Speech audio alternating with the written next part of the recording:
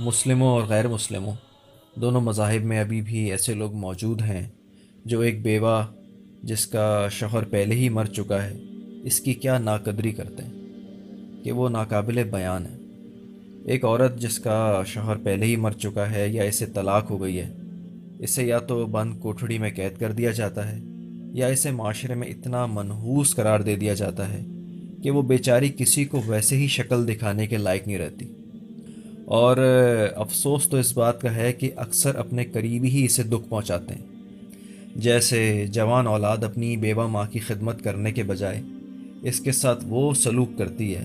کہ سننے والے کی آنکھوں میں آنسو آ جائیں۔ بیوہ بہن کو بوجھ سمجھا جاتا ہے اور اسے کسی قابل چھوڑا نہیں جاتا۔ ایک تو یہ بات سمجھ سے بالا ہے کہ جوان لڑکی اگر بیوہ ہو جائے تو اسے شادی کی اجازت کیوں نہیں دی جاتی، کیونکہ اس کے بھائی یا اس کا باپ عدت پوری کرنے کے بعد دوسری شادی سے منع کر دیتا ہے۔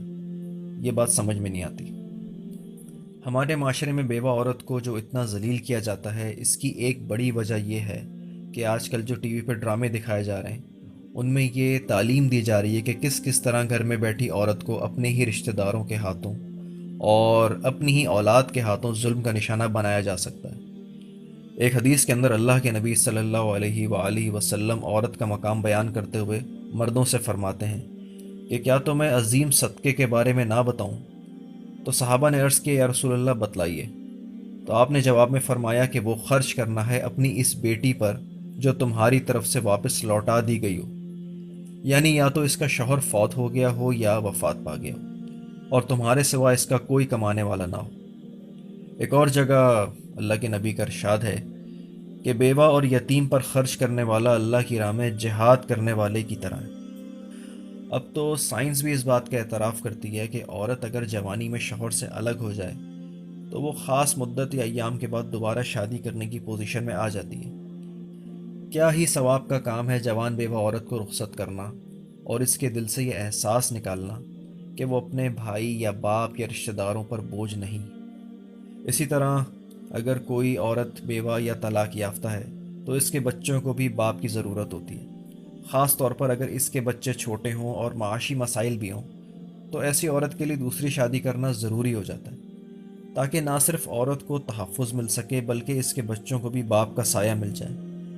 یہ بات اس عورت کے بھائی یا باپ کو سمجھنی چاہیے کہ بجائے گھر بٹھانے کے دوسرے نکاح کو ترجیح دے۔ دوسری شادی جائز ہے مگر ایک مشکل فیصلہ ہے،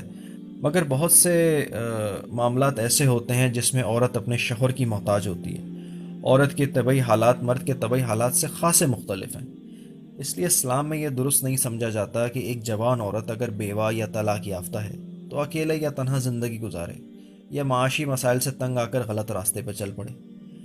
اسی طرح ایک مجبور بیوہ اپنی بہو کے ہاتھوں ظلم کا شکار ہو تو اس کے بیٹے کی ذمہ داری ہے کہ اپنی بیوہ ماں کے حقوق کا خیال رکھے اور ہر وقت اللہ کے عذاب سے ڈرے کہ کہیں اگر ماں کی حق تلفی ہو گئی تو اس کی سزا اسے دنیا میں نہ مل جائے،